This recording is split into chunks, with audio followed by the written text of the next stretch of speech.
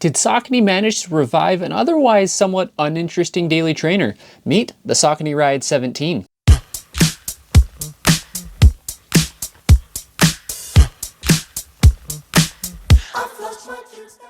What's up everyone, I'm Eric McIntyre, aka Rad Dad Bod from Rad Dad Bod TV, and today we are reviewing the Saucony Ride 17. Now before we get any further in this video, I just want to ask your help. Please go ahead and like and subscribe to the channel, as it goes a long way in helping me continue to be able to provide some great reviews for all of you. Now for some fun disclosures. I did get the Saucony Ride 17 for free through my association with my local running store, UtahRun. I produce TikTok content for them, and as such, as they stock shoes in the store, oftentimes I will be seated a pair like I was with the Ride 17. However, neither UtahRun nor Saucony actually gets to see these videos beforehand, though UtahRun may choose to repost them on their channel if they wish. That being said, these thoughts are entirely my own, and much of these thoughts are going to be subjective and my opinion, especially the good and the bad. Now really quick, my review process for a daily trainer is that I aim to get about 50 miles on each of these shoes. I try to take them through various different paces, but use them primarily in the way that the brands have asked them to be used or have designated them to be used. For a daily trainer, that means the occasional long run, but primarily daily shorter runs and recovery runs. Now with all of that out of the way, let's get into the specs. The Saucony Ride 17 is a neutral daily trainer. It has a 35mm heel and a 27mm forefoot for an 8mm heel to toe drop. Weight-wise, it comes in at 9.9 ounces in a men's size 9, so that's pretty standard for the most part for a daily trainer. The midsole is a beaded TPE midsole, which is going to be much softer than the Saucony Ride 16, and on the outsole there we have a blown rubber, which is actually different than what's on the Saucony Triumph 21, but more on that later. The upper is a lightweight engineered mesh with these overlays. I believe these are TPE as well, just kind of these plasticky overlays around the midfoot. Additional features of the upper are a gusseted tongue, as well as just some light to moderate cushioning along the upper there as a whole. Overall cost for this shoe comes in at about $140 roughly, which is pretty standard for a daily trainer nowadays. Now moving on to the fit for the most part is true to size lengthwise, but this shoe does fit a little bit wide, specifically in parts of the midfoot, but mainly just the heel. I wouldn't size up or down, so what I would generally recommend is you just use a runner's knot to lock that heel in place, and I don't believe many people will have some issues there. Just for a general fit comparison, I would say that the Saucony Ride 17 fits like a slightly wider Saucony Kinvara 14. So if you are a Saucony loyalist or enthusiast, that might give you a little bit more information there on the fit. All right, now let's talk about the good. If you're someone who watched my Saucony Triumph 21 review, then this probably should come at no surprise to you, but this foam might be one of my favorite, if not my favorite, daily training foams right now. Power Run Plus, which is that beaded TPE, just really strikes the balance between soft yet not overly squishy. From a softness standpoint or comparison standpoint, if you have maybe the Asics Gel Nimbus and New Balance 1080V over here as far as like squishy, and then you have the Hoka Clifton Bondi over here as far as like soft yet supportive, I would say that this fits somewhere in between on that overall cushion scale. And for me, again, that is the sweet spot.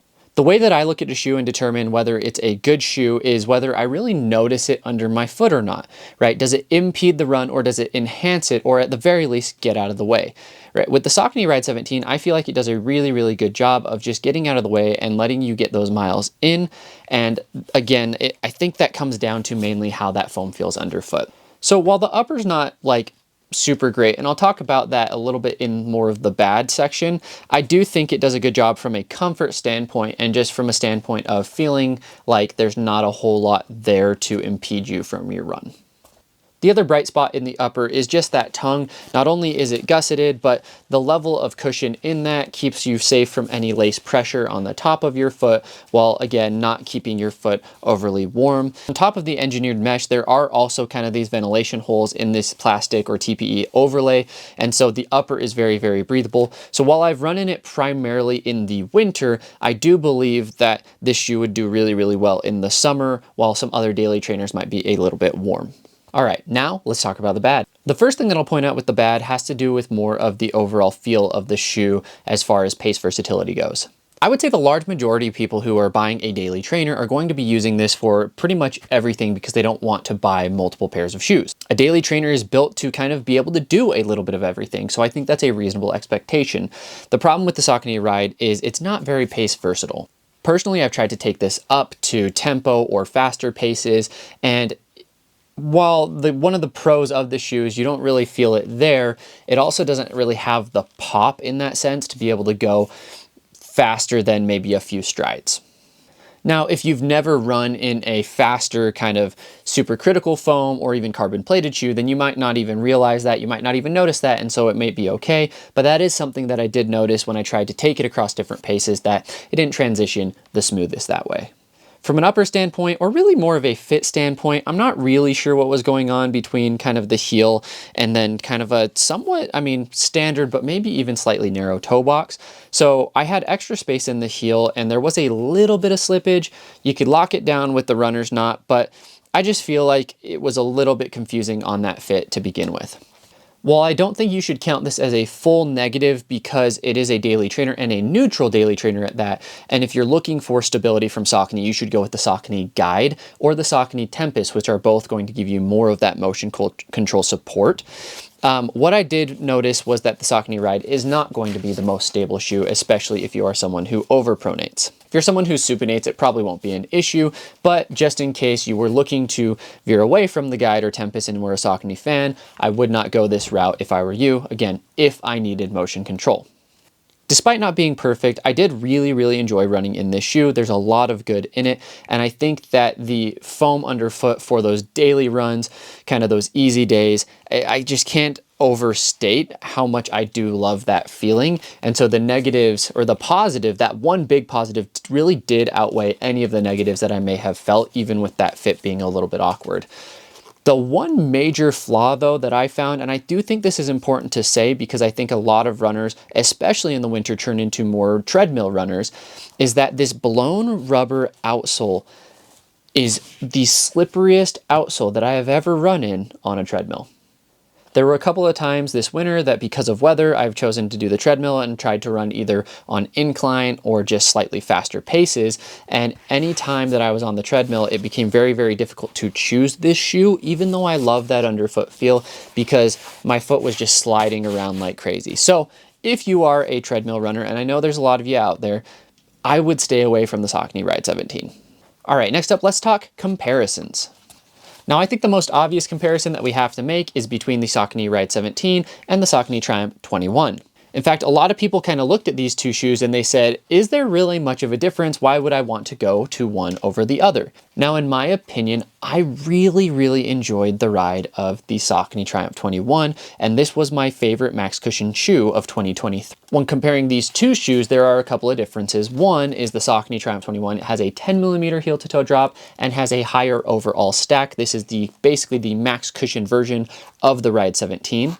But if you look at the uppers in comparison, you can kind of see the quality of materials is a little bit different, which you would also expect because this is kind of more at a premium price point. I believe it was around the 160 range as opposed to the 140 range. The other major difference between these two is the outsole. The Saucony Triumph 21, the outsole is phenomenal. It is super durable. It is really grippy. I used it in winter. I used it on incline treadmill. In fact, this was one of my favorites for incline treadmill over the last year versus this you just can't run on the treadmill with. So as far as comparisons between the two, the underfoot feel is going to be very similar. So if you're looking again for more of a daily trainer, less of a max cushion shoe, but really like kind of that soft yet supportive type foam, then the Saucony Ride 17, Triumph 21. These go well together. Obviously, this would kind of be the maybe long run version or max cushion version of this. The other shoe we can compare it to, obviously, is the Saucony Kinvara 14. This is kind of what I would say the faster, more speed-oriented version of the Ride 17. So the fit is going to be very similar overall, though the Saucony Kinvara 14 fits probably a little bit narrower, but in length they are comparable.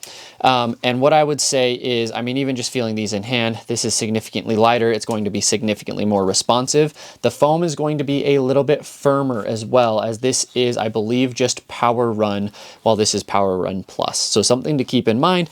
But if you like the Saucony Kinvara 14 and you want something a little bit plushier, but not quite as plush as the Triumph 21. This is kind of the middle point between those two shoes. Now, another comparison that I do want to make is between the Reebok Float Zig 1 and the Saucony Triumph 21. They both use kind of that beaded TPE foam. And so both of these were very, very, very comfortable as far as that ride underfoot. Now, personally, and this is personal preference, my preferences go towards the Float Zig 1. Maybe it's that zig pattern that kind of helps propel you forward. Maybe it's just that 90s overall vibe, which I'm still partial to, but the grip on this is going to be a lot better as well compared to that kind of blown rubber on the Saucony Ride 17. So similar overall feel of shoes, but in my opinion, I maybe take the Float Zig 1 over this, and they are going to be the same price point when the Float Zig 1 does release. Last comparison that I'll make here before I jump to who this shoe is primarily for, the New Balance 1080V, as far as overall feel underfoot, this is going to be significantly squishier and softer than the Ride 17. So if you put on the Ride 17 and you find that that beaded TPE isn't quite as soft as you're looking for, which in my mind you'd have to be crazy, but some people do really, really prefer something squishier, more bouncy underfoot. And that's where the New Balance 1080V 13 might come in and play from that standpoint. So overall, Saucony Ride 17, I think it is a very, very solid daily trainer.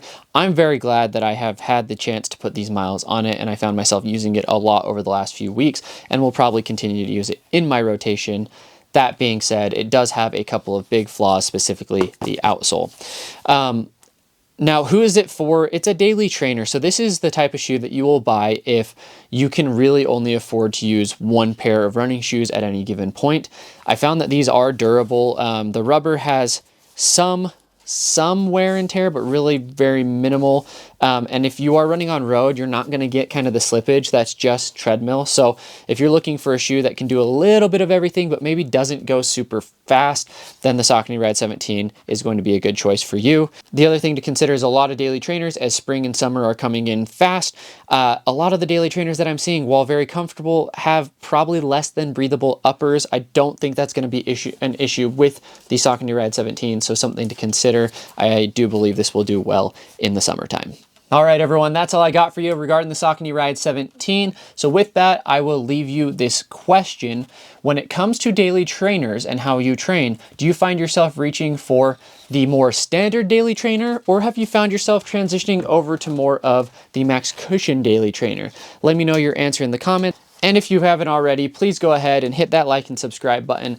It goes a long way in me being able to continue to do these videos and work with these brands to provide really good, high quality content for you.